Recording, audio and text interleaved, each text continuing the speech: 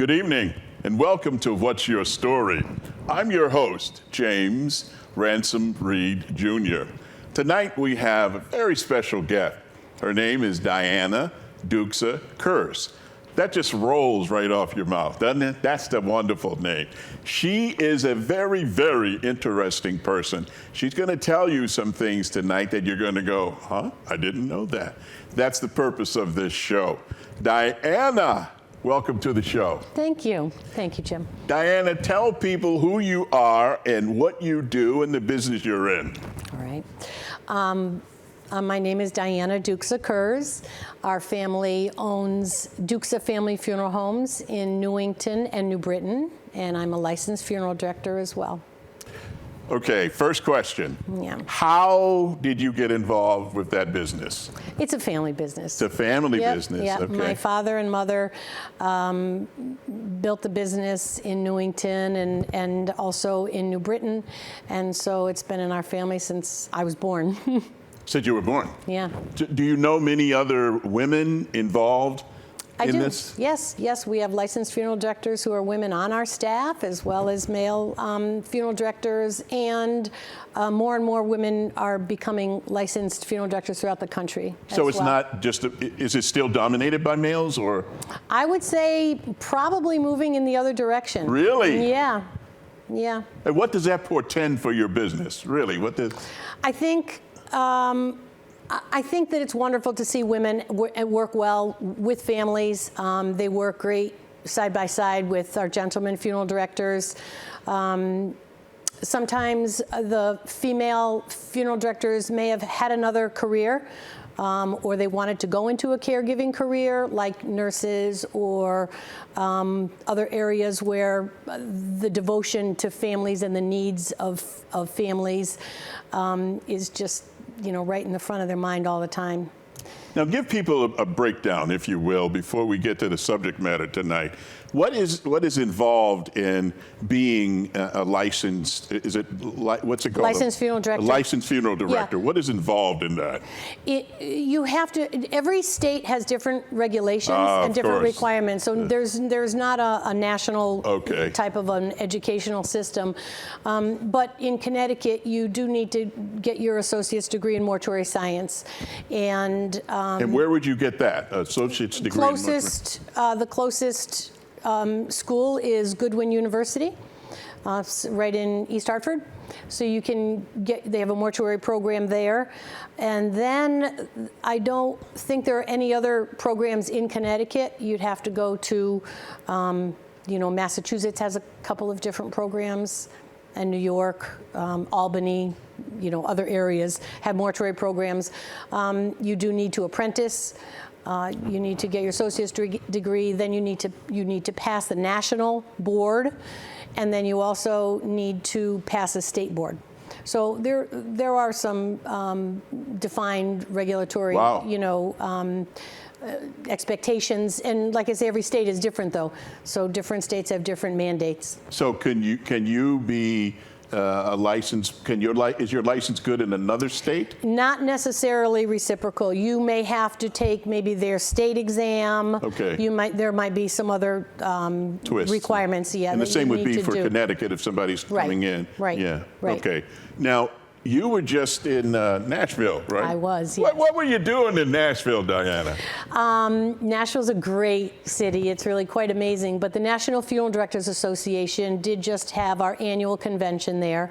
Last year they didn't have it because of the pandemic. They had a virtual one. This year it was in person, and it was wonderful. The workshops were wonderful. The educational opportunities were great. The exhibits were well attended. There were a lot of people, helping you with information and sharing information for funeral service. Yeah, it was wonderful. We all in our families are going to have to deal with a funeral at some point. Right. And it's not an inexpensive thing to put together. In your business, are there codes of ethics or something that you have to abide by, or rules? Well, funeral service is regulated on a number of different levels. Okay. The Department of Health is actually who holds our license. Okay, yes. And is it annual license or? Annual license. It's an annual, you have to be renewal every and year. Okay. Continuing education. Okay, all right. Is part of the. That's important. Of the renewal. People. Yeah, it's Right. annual and it's continuing education, Yep. which is part of the reason you were in Nashville. Yep. You keep on learning. There you go. There you go. Different licenses for different occupations in Connecticut have different continuing education mandates. So funeral service has, it's not mandatory, but they could come in and check your continuing ed all the time. So it really is mandatory. Yeah, I get you. Yeah. What was your question? I was just asking about licensing. Oh, yes. And The ethics. Yeah. We're members of the Connecticut Funeral Directors Association, Selected Independent Funeral Homes, the National Funeral Directors Association, Wow. the Cremation Association of North America, the Federal Trade. Those are the memberships that we hold. But funeral service is also regulated by OSHA and by the Federal Trade Commission as well. So, the National Funeral Directors Association, for instance, has a professional conduct committee where when you become a member of the National Association, as well as Connecticut Funeral Directors Association, you're signing on to a number of ethical promises and requirements. So Good. you have to abide by all of them. I don't think people really understand what's involved with getting to the point that the funeral is ready. There are many, many steps before that. So when you're, I think of you as sort of a doctor.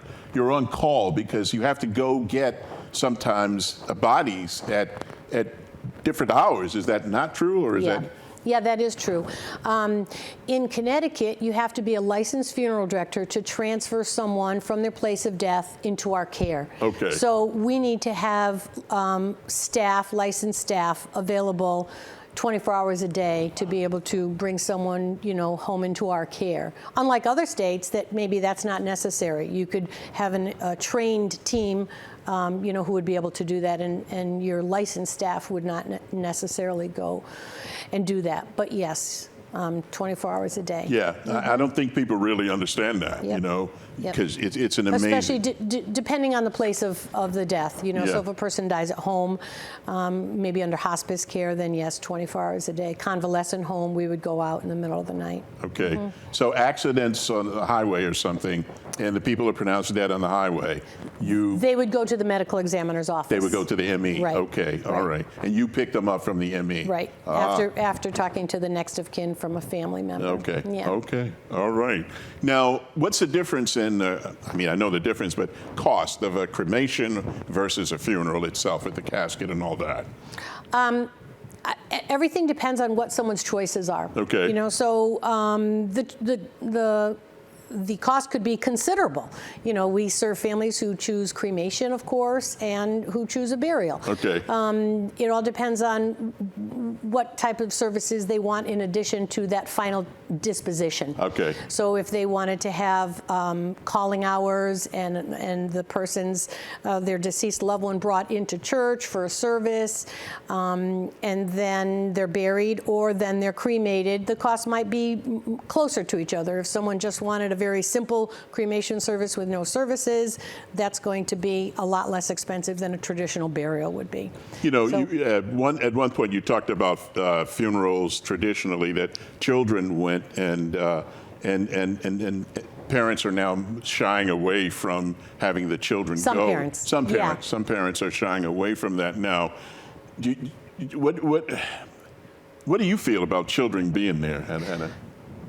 We have done, I've done an awful lot of reading and attended many educational opportunities. Yes. Speaking, listening to experts speaking on children and loss, children and death. Yes. How do you comfort children? What do you say to them? How do you explain death to them? Yes. Can they see a deceased person who they loved? Should they? Yes. Shouldn't they? Are they going to be afraid or not? And these are legitimate concerns that parents have, especially if it's maybe it's a first death in the whole family. Yes. Everyone's experiencing this saying goodbye time for their first time. We've got a lot of information on our website about children and death. We've got booklets at the funeral home as well. But most experts in grief and loss will say how important it is to be honest with children about the death, to explain that your loved one died and they're not going to come back, and explain everything as honestly as you can to the children. And then most experts will say give the child an opportunity to decide what's right for them. Don't force them to come to a funeral, and don't tell them they can't come to a funeral. Explain what it's going to be like and give them the chance to decide. There have been many families who we've talked to and we've provided information, some real great short little pamphlets and booklets to help parents make this decision. Yes. And they've decided to bring the children, although they weren't going to, they've decided to bring the children to the service or the wake or to, some part of the service, to the funeral, to say goodbye to, usually it's a grandparent. And they've started slowly. We've said, let your child wait in the lobby, or, we have a fish tank. They can go look at this fish tank. Yeah, we have an aviarium where there's birds. They can we have a children's room. Yes. Let them get comfortable and do what's right for them. And almost every time the child slowly works their way into into our stateroom to say goodbye to their grandparent or their loved one, and are fine with it. Kids, when they're told they can't do something, this is when they start to create something that's not real. Their imagination kicks in. All these holidays, birthdays, you've spent together with their grandmother or their grandfather, and it's always been a family time. And now when it's a funeral and the family is gathering to say goodbye, the child goes to a neighbor's, or the child is at some other aunt's house or something. And I think maybe I wouldn't feel so strongly about talking to children about death if I hadn't, on 2 separate occasions, had fathers who told me that when they were young, their parent died unexpectedly. And well-meaning adults told them they couldn't go to the funeral because they thought it would be too traumatic to that. And both of those men on 2 separate occasions said that they never got past that. Yeah. They never got to say goodbye to their parent, and that was what they needed to do. That's what they needed It's going to be sad, but you can't get through that door. You can't get to the other side until you go through that door. Absolutely. And open the door and walk through. Absolutely. And part of the funeral is doing just that. Wow. So. We called you and invited you here today to talk about the COVID situation and how it impacts your business. So I have this question here that I can't memorize, so I'm going to read it to you. The COVID-19 pandemic has taken more than 600,000 lives in the United States alone. The entire world has fallen victim to this deadly plague.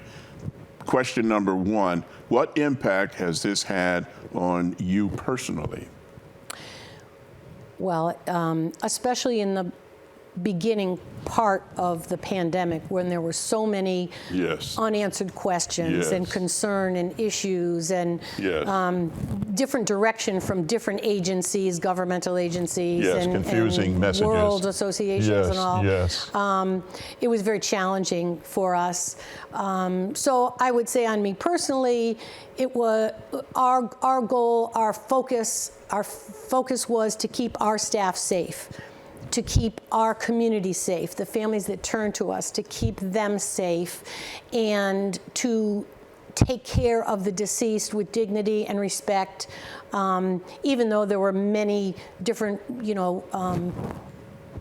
requirements, that we had to follow. So it was tiresome and hard because you want to get it right every time. But as I look back, I think we're very grateful for the fact that we've come out of it, and we kept our staff safe, and we tried very hard.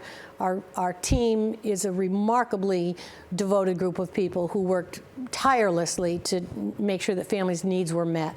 That's what I was going to ask you about your employees. Do you notice an impact on them going through the COVID tunnel like all of us have? Yep. But they were just, they put their head down and said, we need to take care of these people. We will do this right. And they followed the rules, and really we worked our way through it as a really remarkable team of people. Yeah. What about your business? Things were different. I mean, things were so different. I think probably the most important, in the very beginning, the requirements wouldn't allow people to come into the funeral home, or you couldn't have more than just a handful, like 5 people at a cemetery outside. That as we look back and we've learned more, that kind of seems, like unheard of now. But those were the rules, and so it was hard to explain to families what these regulations were. This was so hard and painful for so many families, because if you have, especially an elderly parent, when you have an elderly parent in a convalescent home or the hospital, and you know that they're failing, you want to be with them. We all took for granted that you could be with them. We didn't have to just wave outside the window or talk on a computer or call on the phone. We could actually go into their room and hold their hand. We could tell them things. We could share memories with them. We could tell them we love them. If they were dying, if they were on their last days, we could climb on the bed with them and snuggle with them. We could bring the grandchildren to say goodbye. We could make their days wonderful. And all those families were denied that, and so it was so unfair and painful for these people. And then when they turned to us to be able to help them, we could do certain things, but we couldn't do all the things that people would expect us to be able to do that historically we could do, right? So all the funeral plans that you expect and helps, and all the reasons for a funeral, showing support, being hugged, all the love and all the needs that you have are taken care of during a wake and during a fural. Part of the healing process. Needs, that's right. As you start to heal, we're all denied for all those families. For a great length of time, while we couldn't gather, we couldn't have church services, we couldn't have funeral home services. The requirements, the regulations just wouldn't allow that. And so I think those poor families, the pain of the loss was, magnified for them, because before the death and then throughout the death, they just, couldn't be surrounded with the love and the support that, we all kind of have taken for granted. I had a family say to me, you don't want to have a funeral, but when you have to have a funeral and you can't have it, you don't realize how much you wanted it, and which is quite revealing. Quite revealing, and was just an honest comment. But many families have come back, and now that we can gather again, have had funerals at now a whole nother service and opportunity to share, share their loss in the comfort of their friends. Were there any special requirements for handling a person who passed as a result of COVID? Yeah, there were a lot of different types of, we always take care of the deceased with universal precautions, but from the hospitals, the convalescent homes, at every step, something was a little bit a little different than it used to be. It was much more controlled, or everybody, all these institutions were afraid of bringing COVID into their building. If someone died in a convalescent home who didn't even have COVID, they didn't want a funeral director to go into their institution because maybe the funeral director had COVID. So yeah, there were a whole lot of different, different processes that were put into place at every level. Going through this tunnel that we've all gone through, without getting into a debate about vaccinations or anything, have you had funerals for people who died of COVID who were not vaccinated?